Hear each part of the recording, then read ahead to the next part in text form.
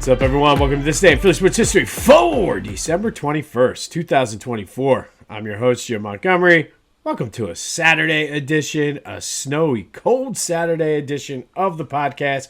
Before we get into today's episode, let's do a little housekeeping. Be sure to follow me on social media, Jimbo_Mont on Twitter and TikTok. On Instagram, at PhillyJimbo. Subscribe to the YouTube channel, Jimbo_Mont. Continue to spread the word. Growing this thing, grassroots movement, as I like to say. We've managed to be featured in the On Pattison email newsletter a couple times over the past few weeks. Typically once or twice a week we're in there. Enjoy working with those guys over there. So give them a follow. Gets delivered directly to your inbox. Still trying to work out some things with the Philadelphia Sports Hall of Fame this week, where I'm going to try to get the podcast stuff to be a part of the Philly Sports History webpage that I created for the online archive. So stay tuned for that. If you're interested in checking out the archives, the link is in the description. And I've been saying this all week, but just a quick programming note because folks have been reaching out. Yes, even though it's the holidays, we will be on every day next week, including Christmas.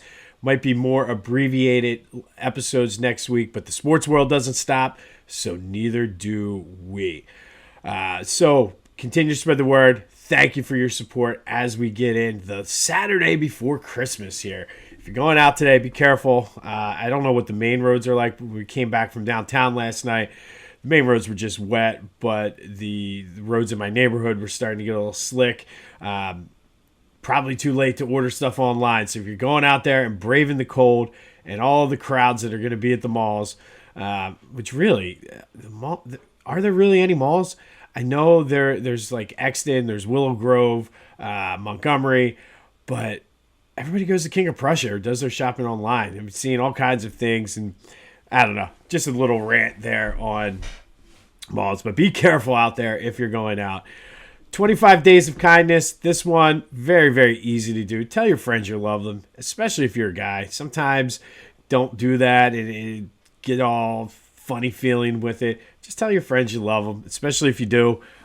Just go out and, I mean, little things like that. It's not a bad thing to tell your friends you love them. So that is today's 25 Days of Kindness act of the day. All right, be sure to check out my boys over at the Clashing Conferences podcast. Lots of good things going on over there on their Sports Fan Network. Steven, who runs the Sports Fan Network over there, is a good dude. The NFC East podcast is doing well. Great episode this week, as always. So go check them out wherever you get your podcasts, as well as on YouTube.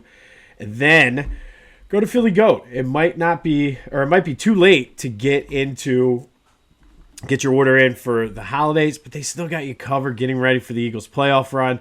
They got Saquon Barkley shirts, the Birdwing shoes, all kinds of stuff. And they run promotions throughout the stuff. They have the coffee if you want to try that. Throughout the year, they run promotions with other companies. I got the Varsity Cooler Bag, which is incredible, that I got through Philly Goat. So go check them out. They have a lot of great things. Got a few compliments. They have stickers for your windows of your car. I got the Eagle Wing with the bicep flex. I got a couple compliments on that. So go to Philly Goat. Be sure to use that promo code Jim Montgomery to take 10% off your order. That's phillygoat.com. Promo code Jim Montgomery to take 10% off of your order. All right. And a surprising turn of events. Joel Embiid played last night. He wore the Phantom of the Opera mask, the black one. Which truly, I don't know how it feels when he plays in it. I think he should just wear it all the time. It looks awesome. I don't know. That's just my thoughts. I think he should wear it all the time. And he plays well when he wears it. He had 34 last night. And I can't figure this team out. I simply cannot figure it out.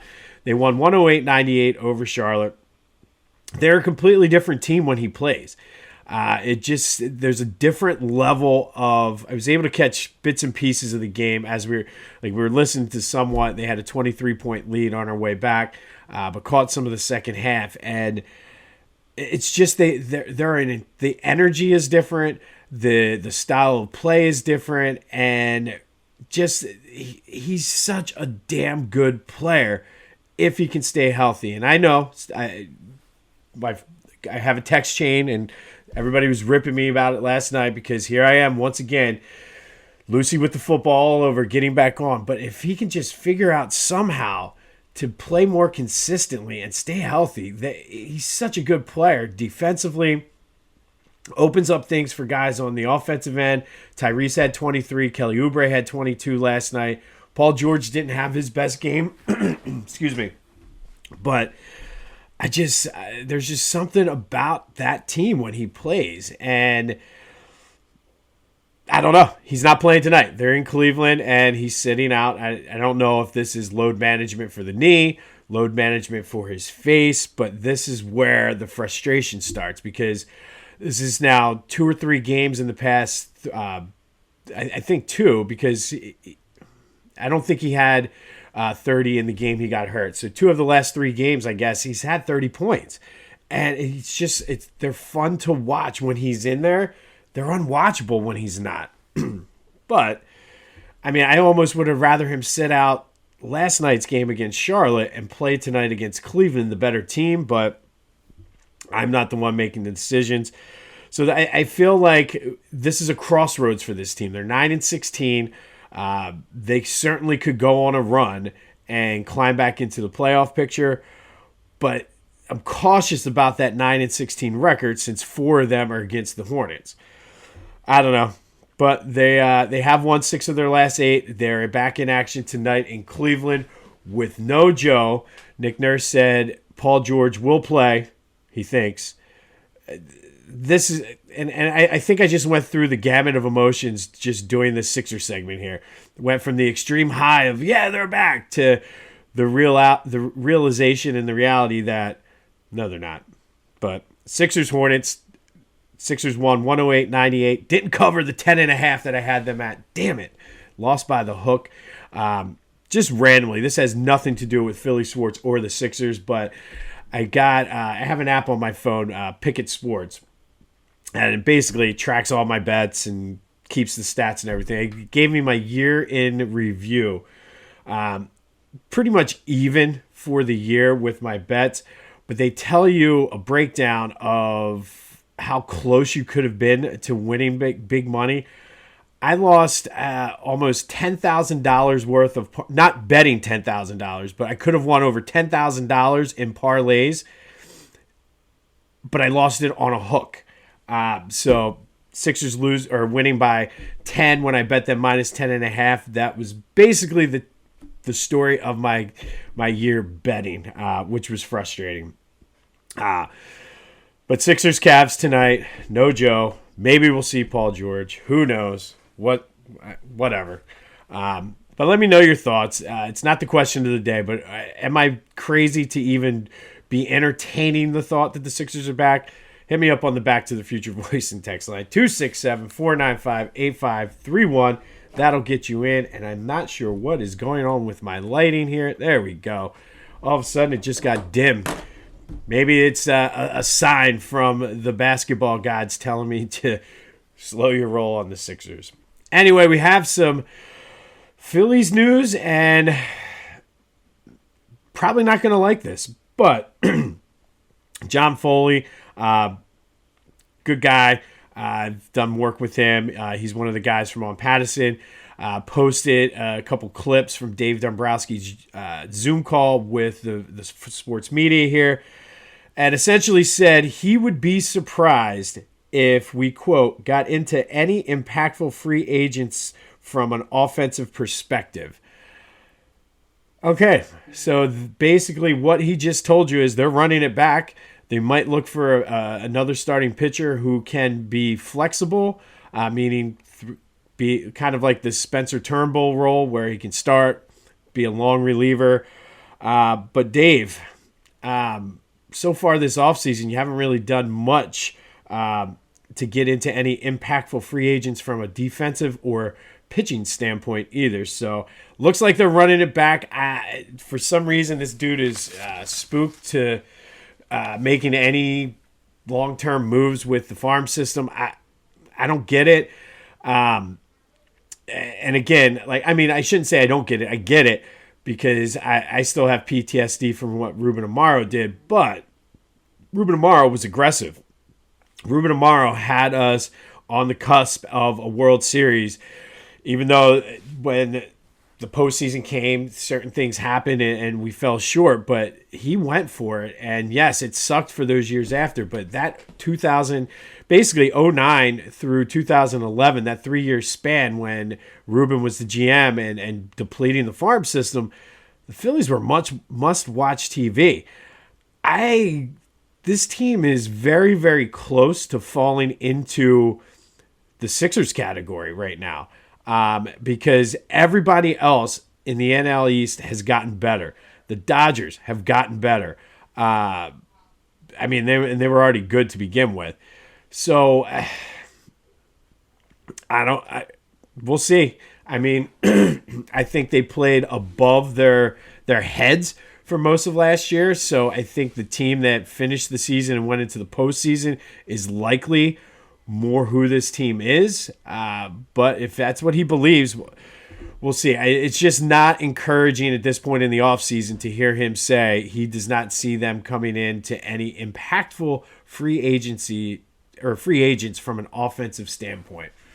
So it looks like they're running it back. Looks like, I don't know. I mean, the pitchers are a year older. The lineup's a year older, unless they can get like a sports hypnotist in there to train them to not swing and chase bad pitches. It's going to be a long year, but that's our Phillies news for today. Flyers are in action tonight down at the Wells Fargo Center against the Blue Jackets. Definitely need to tighten up their defense. Defensively, goaltending, and not have the little league period that they've been having where they give up 3-4 goals in a period. Need to tighten it up heading into the Christmas holiday. I believe they have 2 more games before Christmas. So hopefully it gets started tonight down at the Wells Fargo Center against Columbus. All right, let's go into a recap of yesterday's question of the day. I asked you, do the Eagles need the number 1 seed to make the Super Bowl? This was closer than I thought. 57% of you said no, they don't. But the fact that the yes was so high, I don't have any worries about this team heading into Detroit, Minnesota, Green Bay. The only team that remotely scares me is Tampa, and that's just because of what Todd Bowles has done to Jalen Hurts. But 2 of the games that they've lost, he hasn't had A.J. Brown, so we'll see what happens. But thank you, as always, for participating in the question of the day. Excuse me. There'll be another one later in the show. All right. Not a lot of Eagles news yesterday, and probably a good thing the Friday before the game. I guess from an injury standpoint, everybody practiced, I believe. The only ones that have been ruled out for the game are Britt Covey and Bryce Huff. Washington seems to be pretty healthy as well. A.J. Brown made the comment that nobody's healthy right now. And, I mean, you're week 15 now? Or this is going into week 16. So, yeah, I mean, people are going to be banged up. It's just a matter of how much you want it. Looking forward to this game tomorrow. Stay tuned for tomorrow's episode where we'll go over the 3 keys to an Eagles victory. Still looking for that sponsor. So, KeyBank, any local car dealerships, hit me up. The only real big news yesterday was Jalen Hurts apparently was fined by the NFL for wearing his 2 different shoes on Sunday. Now, the irony in this is the NFL, and I think it's been deleted since then, on their Twitter account said it's the return of Jalen 2 Shoes and was kind of promoting it and pumping it up that, like, hey, Jalen Hurts is wearing 2 different shoes, and then they fined him for it because it did not match the uniform. To their credit, the Jordan brand, I mean, it was like a $5,000 fine, which to Jalen Hurts is like a $10 fine. But the Jordan brand did say that they would pay the fine for Jalen. But, man, like, you want to talk about the NFL just completely not getting it? There you go. Let's promote this thing, but we're going to fine you for doing it. It's all about money with the NFL. But we'll have more on the Eagles-Washington Commanders game tomorrow as the Eagles look to clinch the NFC East. little bit of college football news. The playoffs started. For all you Notre Dame fans out there, Notre Dame beat Indiana, who I believe is slightly overrated. But hey, I mean, they had a nice season. But Penn State takes on SMU today at noon up in Happy Valley. And it got me thinking. Obviously, I'll watch it because I'm a college football guy, not a Penn State guy at all. But here's today's question of the day. Is Penn State a Philly school? Yes, they're in the middle of nowhere, but it's the Pennsylvania State University. So Philadelphia, I think, has one of the bigger alumni bases for Penn State. So is Penn State a Philly team? Are you rooting for Penn State? 267-495-8531 get you into the Back to the Future voice and text line. Let me know. Is Penn State technically a Philly school? I know. To all my Temple guys out there, I'm wearing my Peabody Hall sweatshirt.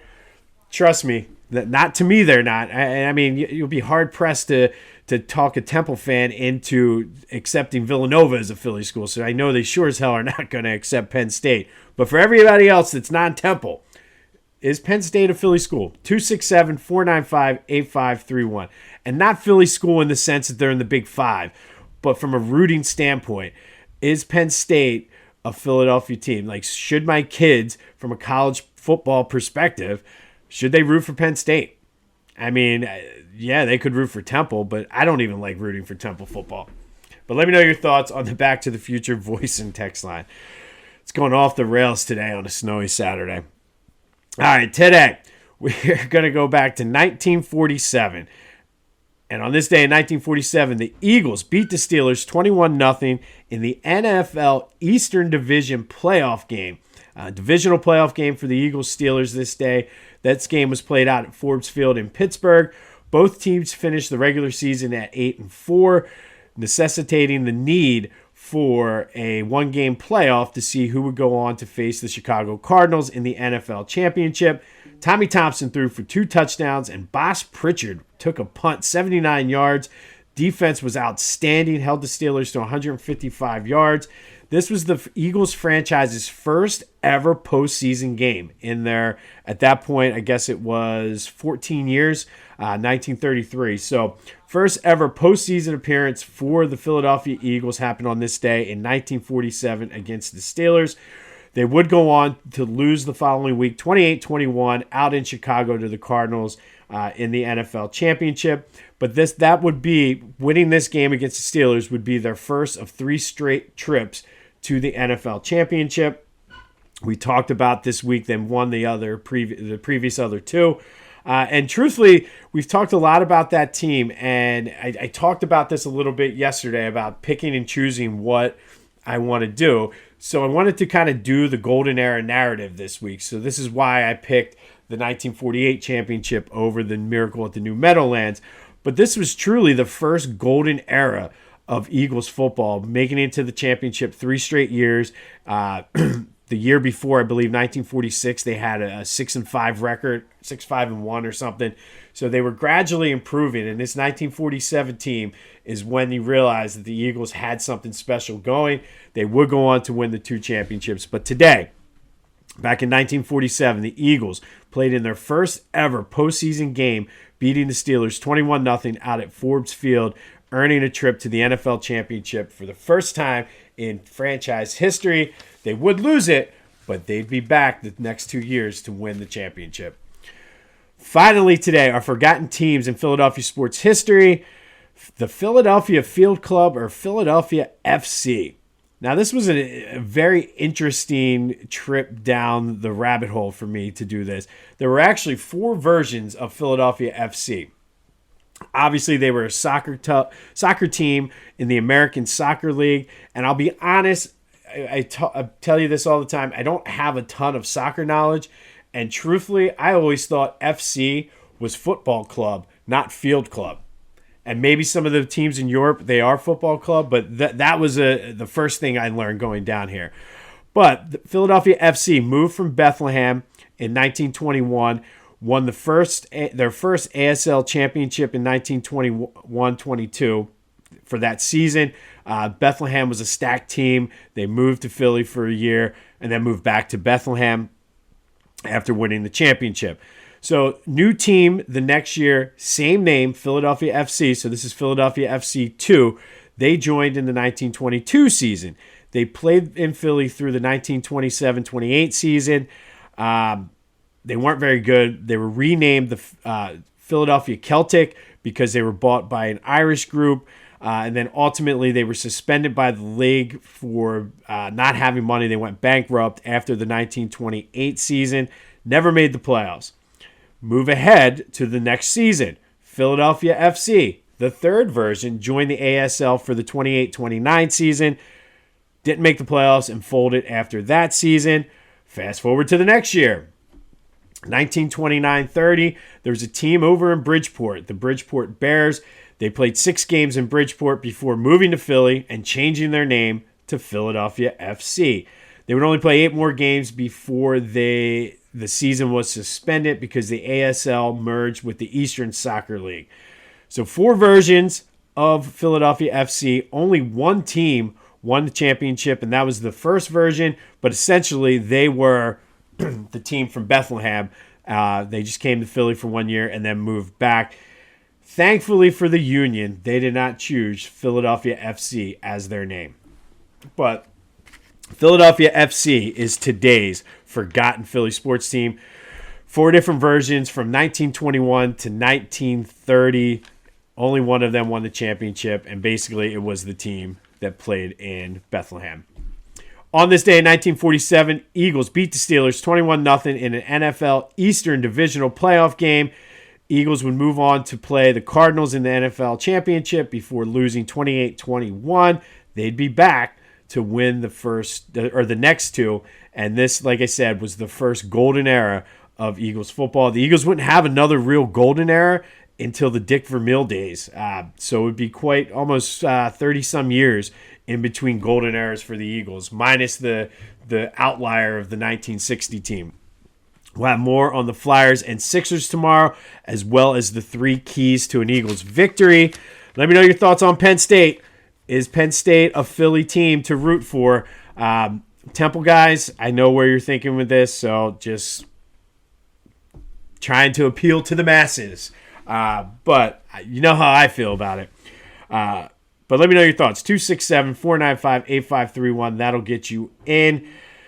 Be careful out there. Don't start any fights at the mall. It is a little slick, so be safe. But this has been This Day in Philly Sports History for December 21st, 2024. My name is Jim Montgomery. Go have yourselves a Saturday. And until next time, I'll see you when I see you.